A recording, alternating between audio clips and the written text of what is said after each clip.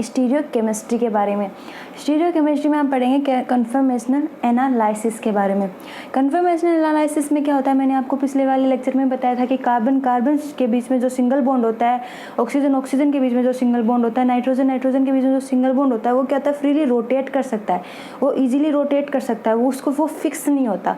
जैसे carbon double bond carbon होते हैं, फिक्स होते हैं, वो कार्बन ट्रिपल बॉन्ड होते हैं, वो क्या होते हैं, वो फिक्स होते हैं, वो ईजिली रोटेट नहीं कर सकते, ठीक है। लेकिन ये क्या होता है, ईजिली रोटेट कर सकते हैं, और ये रोटेट करके क्या करते हैं, हमें डिफरेंट अरेंजमेंट मिलते हैं इससे। जब ये रोटेट करता है, जैसे बैक वाला कार्बन रोटेट करेगा, फ्रंट वाला कार्बन फिक्स है और बैक वाला कार्बन रोटेट करेगा, 60 डिग्री रोटेट करता है। जैसे यहाँ पे देखना, ये मैंने न्यूमेन की स्ट्रक्चर बना रखी है, इसमें यहाँ पे ये हाइड्रोजन यहाँ पर ये एक्लिप्स्ड फॉर्म है अपने पास में।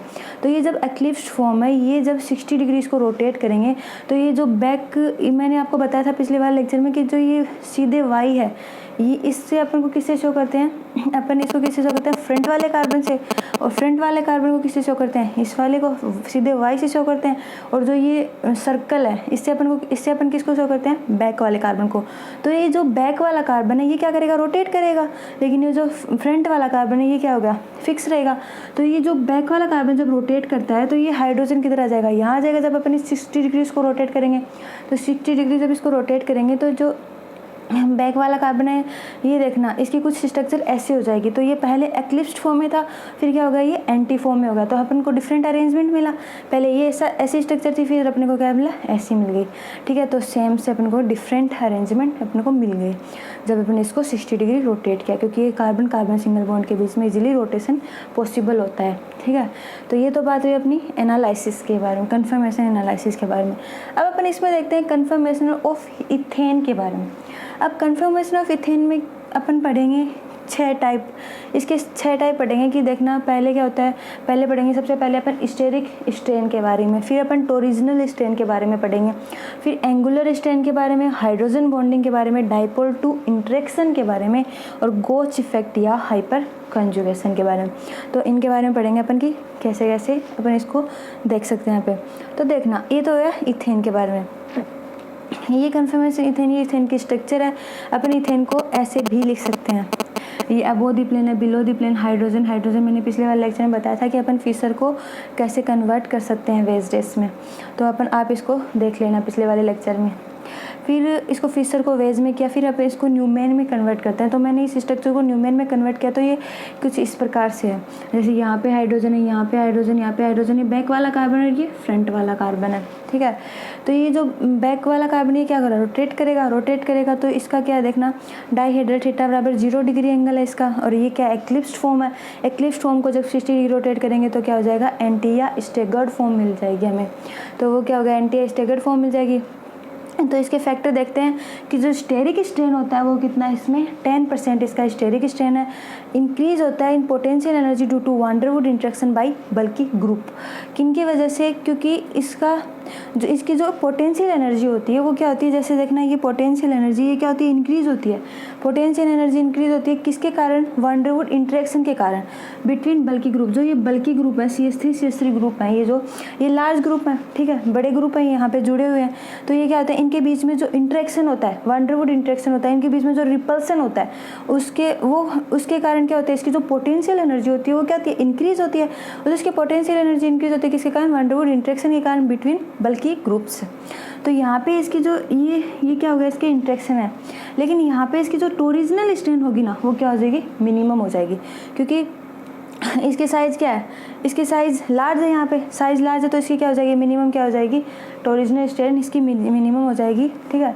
तो अपन देखते हैं टोरिजिनल स्ट्रेन क्या होता है। मैंने यहाँ पे तो बता दिया कि मिनिमम टोरिजिनल स्ट्रेन है, लेकिन टोरिजिनल स्ट्रेन होता क्या है।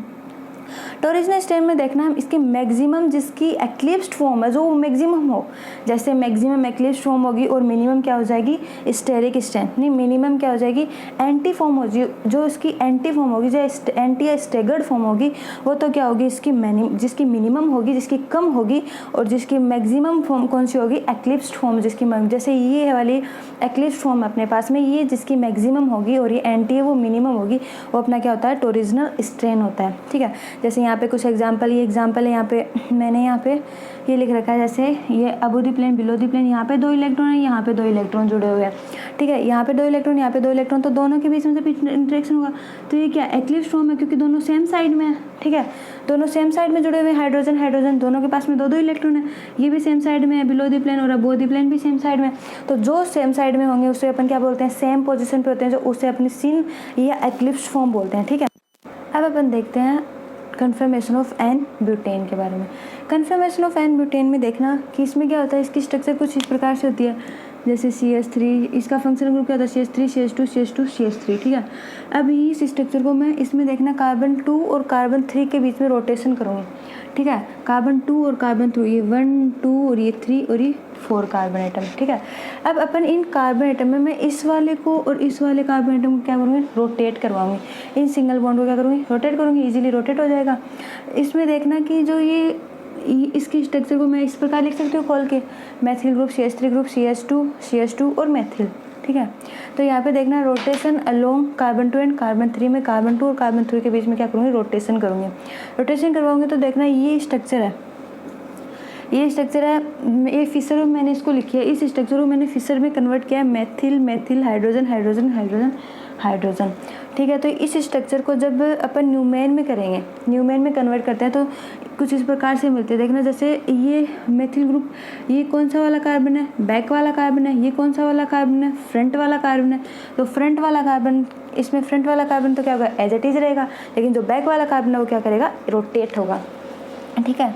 तो जो बैक वाला कार्बन रोटेट होगा, तो बैक वाला कार्बन जब रोटेट होगा तो ये क्या है, मेरे पास एक्लिप्स्ड फॉर्म है, ये फुली एक्लिप्स्ड है, देखना ये एकदम से मैथिल मैथिल ग्रुप है, इनके मैथिल मैथिल ग्रुप है, ठीक है, यहाँ पे हाइड्रोजन, यहाँ पे हाइड्रोजन, तो ये क्या फुली एक्लिप्स्ड फॉर्म है, ये दोनों पास पास में है, फुली एक्लिप्स्ड है। तो इसमें आपको पता है, मैंने आपको बताया था कि जो एक्लिप्स्ड फॉर्म होती है वो क्या होता है, उसमें टोरिजिनल स्ट्रेन होती है, वो कहते हैं मैक्सिमम होती है, तो इसमें टोरिजिनल स्ट्रेन और स्टेरिक स्ट्रेन दोनों क्या है, मैक्सिमम है, तो ये क्या हो गया, फुली एक्लिप्स्ड हो गया। तो मैंने इसको क्या दिया, 1 नंबर दिया, यहाँ पे इस स्ट्रक्चर को 1 नंबर दिया। अब मैंने इसको 60 डिग्री जब रोटेट किया, इसको इस वाले स्ट्रक्चर को जब 60 डिग्री रोटेट करते हैं, तो 60 डिग्री रोटेट करते हैं तो देखना जो ये वाला मेथिल ग्रुप है ये कहाँ आ जाएगा, इतना जाएगा, क्योंकि 60 डिग्री इतना होता है, 60 डिग्री एंगल इतना होता है, जब ये यहाँ पे रोटेट करेगा तो ये मेथिल ग्रुप कहाँ पे आ जाएगा, यहाँ पे आ जाएगा, और ये हाइड्रोजन कहाँ पे आ जाएगा, यहाँ पे आ जाएगा, और ये हाइड्रोजन क्या पे आ जाएगा, यहाँ पे आ जाएगा। तो ये क्या स्ट्रक्चर बन जाएगी, स्क्यू या गोच स्ट्रक्चर। गोच स्ट्रक्चर क्या होती है, ये एंटी की तरह ही होती है, ठीक है, ये एंटी स्टेगर्ड स्ट्रक्चर की तरह होती है। ये इसमें भी देखना टोरिजिनल स्ट्रेन मैक्सिमम है और स्टेरिक स्ट्रेन मिनिमम है, क्योंकि ये इसमें क्या है, स्टेरिक स्ट्रेन मिनिमम है क्योंकि ये एक्लिप्स्ड फॉर्म नहीं है, ये गोच फॉर्म है, तो इसमें क्या है, एक्लिप्स्ड फॉर्म, इसमें एक्लिप्स्ड फॉर्म प्रेजेंट नहीं है, ये क्या एंटी है, स्टेगर्ड है, तो अपन ये मेथिल मेथिल ग्रुप के बीच में क्या हो जाएगा, इंटरेक्शन हो जाएगा, ठीक है। लेकिन ये हाइड्रोजन हाइड्रोजन हाइड्रोजन ये सेम स्ट्रक्चर रहेगी, लेकिन अपने इसको जब 60 डिग्री रोटेट किया तो अपने को ये अरेंजमेंट इसका मिलता है। अब अपन इसको फिर से 60 डिग्री रोटेट करते हैं, लेकिन इसमें क्या होता है, देखना टोरिजिनल स्ट्रेन मैक्सिमम होगा लेकिन स्टेरिक स्ट्रेन मिनिमम होगा, इसमें दोनों मैक्सिमम है क्योंकि ये एक्लिप्स्ड फॉर्म है। जब ये एक्लिप्स्ड फॉर्म ये स्टेगर्ड या इसके गोच में कन्वर्ट होती है तो इसकी जो स्टेरिक स्ट्रेन होती है वो मिनिमम हो जाती है, वो कम हो जाती है, ठीक है। तो अब इसको फिर से मैं 60 डिग्री जब रोटेट करती हूँ तो इसमें देखना फिर से इसकी टोरिजिनल स्ट्रेन मैक्सिमम और स्टेरिक स्ट्रेन मिनिमम हो जाती है। इसमें क्या होता है कि ये पार्शियली एक्लिप्स्ड हो जाता है, ये जो मेथिल ग्रुप होता है ये किधर चला जाता है, यहाँ आ जाता है, क्योंकि फिर से 60 डिग्री रोटेट करता है, ये फिर से 60 डिग्री रोटेट करेगा, ये फिर से 60 डिग्री रोटेट करेगा। तो 60 डिग्री जब ये रोटेट करता है तो इसका जो ये क्या हो जाता है, कौन से फॉर्म में आ जाता है, पार्शियली एक्लिप्स्ड फॉर्म में आ जाता है। तो इसका टोरिजिनल स्ट्रेन तो मैक्सिमम रहेगा लेकिन जो स्टेरिक स्ट्रेन हो जाएगा वो क्या हो जाएगा, मिनिमम हो जाएगा फिर से। तो ये क्या है, ये पार्शियली एक्लिप्स्ड है।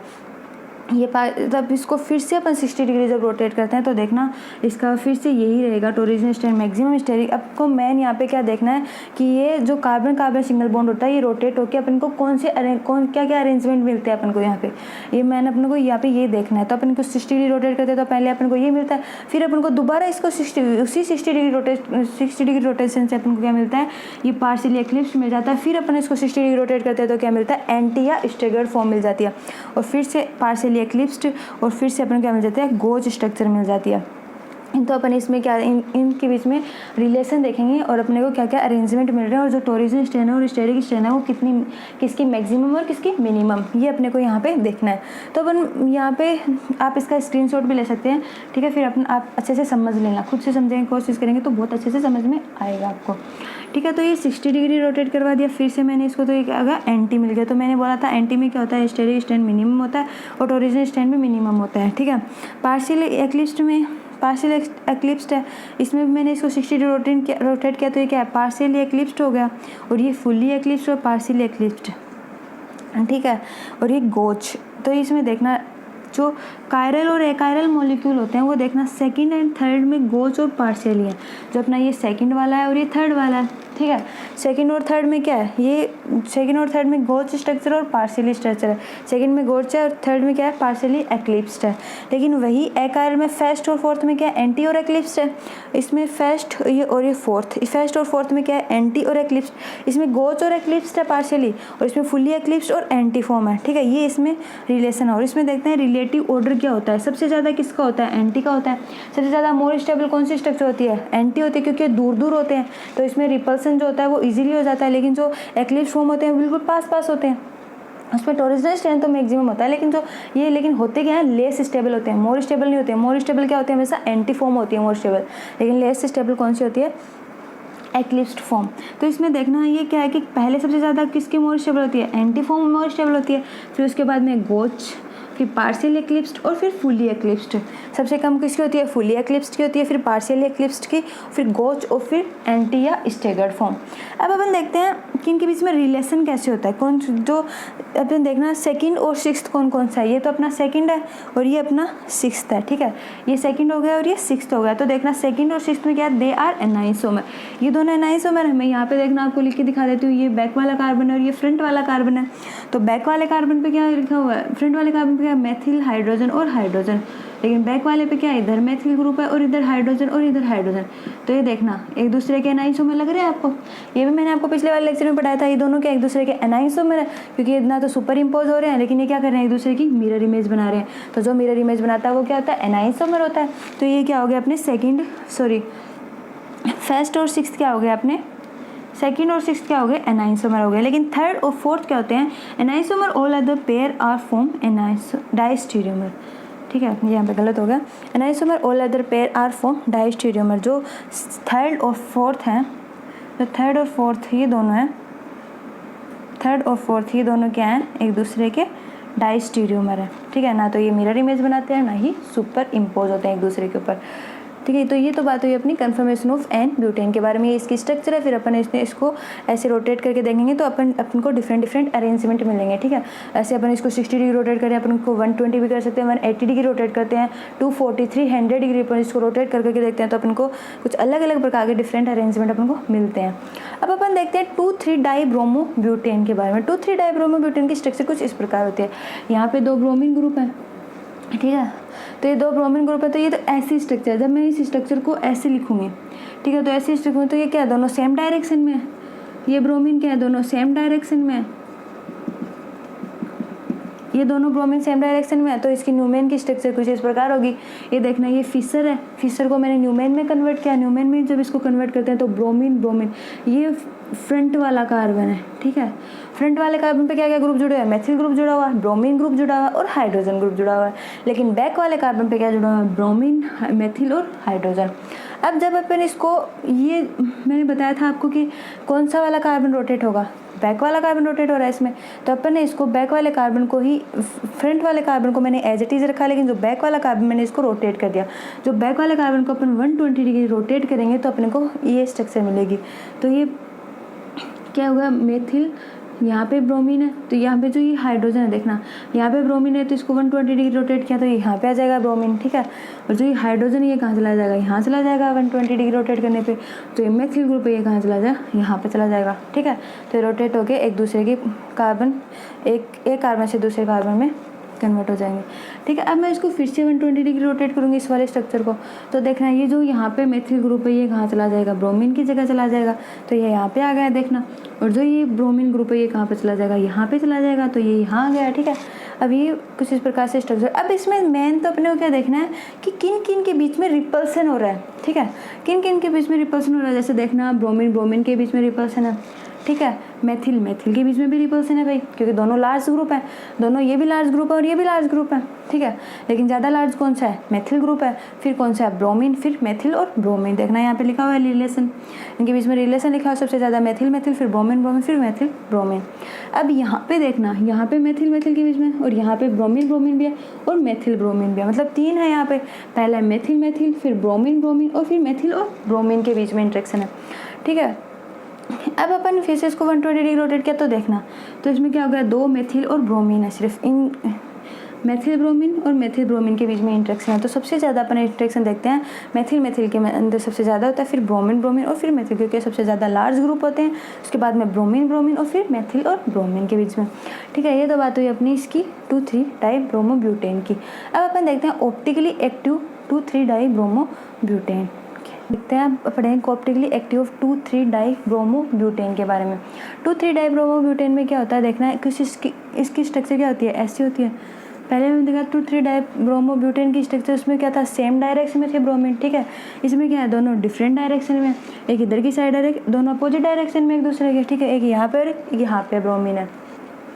अब अपन इसको न्यूमेन फिशर को न्यूमेन में जब कन्वर्ट करेंगे तो देखना इसकी जो ये फ्रंट वाला कार्बन और ये बैक वाला कार्बन, बैक वाले कार्बन पे क्या कौन सा ग्रुप जुड़ा हुआ है, मेथिल ग्रुप जुड़ा हुआ है, हाइड्रोजन ग्रुप जुड़ा हुआ है और ब्रोमीन ग्रुप जुड़ा हुआ है। लेकिन फ्रंट वाले कार्बन पे क्या क्या जुड़ा हुआ है, ब्रोमीन मेथिल और हाइड्रोजन। ठीक है, अब अपन इसको रोटेट करके देखेंगे कि अपन को कौन सा अरेंजमेंट मिलता है और किन किन के बीच में रिपल्सन हो रहा है, इनका रिलेटिव ऑर्डर क्या है, कौन सा मोस्ट स्टेबल है और कौन सा लेस स्टेबल है। अब अपन देखते हैं इसमें देखना 120 डिग्री जब इसको मैंने रोटेट किया तो जो फ्रंट वाला कार्बन है वो क्या रहेगा, इसमें क्या होगा कि जो बैक वाला कार्बन है वो तो एज इट इज रहेगा, लेकिन जो फ्रंट वाला कार्बन है उसको रोटेट करेंगे। ठीक है, 2,3 डाइब्रोमोब्यूटेन में क्या करेंगे, अपन इसको फ्रंट वाले कार्बन को रोटेट करके देखेंगे कि कैसे अरेंजमेंट आ सकते हैं। अपन किसी भी कार्बन को रोटेट कर सकते हैं, क्योंकि कार्बन कार्बन सिंगल बॉन्ड के बीच में क्या होता है, फ्री रोटेशन होता है, तो बैक वाला कार्बन भी रोटेट हो सकता है और फ्रंट वाला कार्बन भी रोटेट हो सकता है, तो इजीली दोनों कार्बन रोटेट हो सकते हैं। तो अपन ने इतनी तो अपन ने पढ़ा था कि बैक वाले कार्बन को जब रोटेट करते हैं तो कैसे अपने को अरेंजमेंट मिलते हैं, लेकिन जब अपन फ्रंट वाले कार्बन को रोटेट करते हैं तो देखना क्या होता है, जब अपन फ्रंट वाले कार्बन को रोटेट करते हैं तो यहाँ पे हाइड्रोजन है, यहाँ पे मेथिल ग्रुप और यहाँ पे ब्रोमीन। पिछले वाले को अपन को एज इट इज रखना है, लेकिन फ्रंट वाले को अपन को रोटेट करना है। तो जब अपन फ्रंट वाले को रोटेट करेंगे तो देखना यहाँ पे जो हाइड्रोजन है वो कहाँ चला जाएगा, 120 डिग्री एंगल इतना होता है, जब 120 डिग्री रोटेट करते हैं तो यहाँ पे हाइड्रोजन वो कहाँ पे चला गया, यहाँ पे आ गया, और जो यहाँ पे मेथिल ग्रुप है वो कहाँ पे आ जाएगा, यहाँ पे आ जाएगा। ठीक है, यहाँ पे आ जाएगा 120 डिग्री, तो यहाँ पे क्या आ गया, मेथिल ग्रुप आ गया। ठीक है, यहाँ पे ये मेथिल ग्रुप आ गया। अब ये वापस से ऐसे ऐसे रोटेट होता रहेगा, तो ब्रोमीन किधर आ जाएगा, इधर आ जाएगा। तो ये देखना 120 डिग्री रोटेट हो गया।